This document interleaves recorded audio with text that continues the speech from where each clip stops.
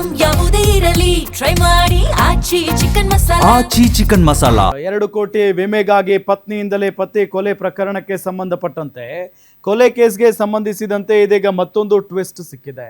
ಗಂಡನನ್ನೇ ಕೊಲೆ ಮಾಡಿದ್ದ ಪತ್ನಿ ಸುಮಾ ಮಂಜರಗಿ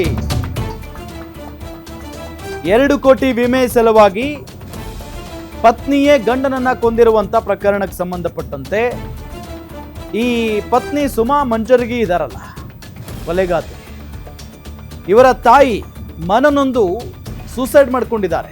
ಮಗಳ ಕೃತ್ಯದಿಂದ ಆಕೆಗೆ ಅವಮಾನ ಆಗಿದೆ. ಅವಮಾನ ಆಗಿ ಸುಮಾ ಮಂಜರಗಿ ತಾಯಿ ಸೂಸೈಡ್ ಮಾಡ್ಕೊಂಡಿದ್ದಾರೆ. ಮಹಾದೇವಿ ಅವರ ಹೆಸರು.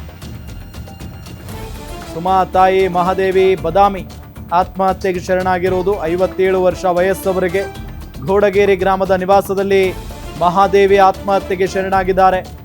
ಮನೆಯಲ್ಲಿ ಫ್ಯಾನ್ಗೆ ನೇಣು ಬಿಗಿದುಕೊಂಡು ಆತ್ಮಹತ್ಯೆಗೆ ಶರಣಾಗಿರುವುದು. ಬೆಳಗಾವಿ ಜಿಲ್ಲೆಯ ಹುಕ್ಕೇರಿ ತಾಲೂಕಿನ ಘೋಡಗೇರಿ ಗ್ರಾಮದಲ್ಲಿ ಆಗಿರುವಂಥ ಘಟನೆ. ಮಗಳು ಮತ್ತು ಆಕೆಯ ಪ್ರಿಯಕರ ಸೇರಿ ಅಳಿಯನನ್ನೇ ಕೊಲೆ ಮಾಡಿದ್ರು. ಇದರಿಂದ ಮಾನಸಿಕವಾಗಿ ಕುಗ್ಗಿದ್ರು ಆರೋಪಿ ತಾಯಿ ಮಹಾದೇವಿ. ಸ್ಥಳಕ್ಕೆ ಯಮಕನಮರಡಿ ಠಾಣೆಯ ಪೊಲೀಸರು ಭೇಟಿ ಕೊಟ್ಟು ಪರಿಶೀಲನೆಯನ್ನ ನಡೆಸ್ತಾ ಇದ್ದಾರೆ.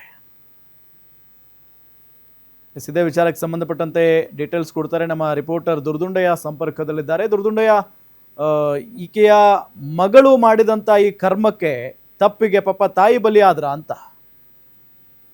ಹೌದು ರಾಮ್, ಏನಂತಂದ್ರೆ 2 ಕೋಟಿ ರೂಪಾಯಿ ವಿಮೆಗಾಗಿ ಮಾಜಿ ಸೈನಿಕನ ಕೊಲೆ ಪ್ರಕರಣ ಈಗ ರಾಜ್ಯಾದ್ಯಂತ ಸುದ್ದಿಯಾಗಿತ್ತು.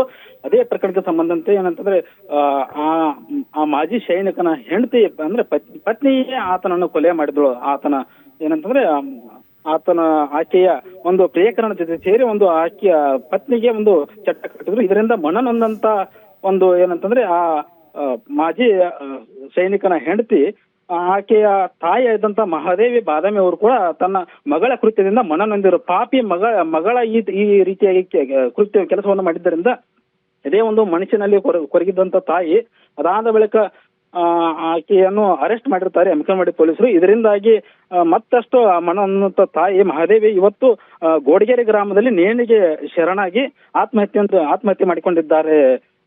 ಇದರಿಂದ ಅದಾದ ಬಳಿಕ ಏನಂತಂದ್ರೆ ಥ್ಯಾಂಕ್ ಯು ತಮ್ಮೆಲ್ಲ ಮಾಹಿತಿಗಾಗಿ.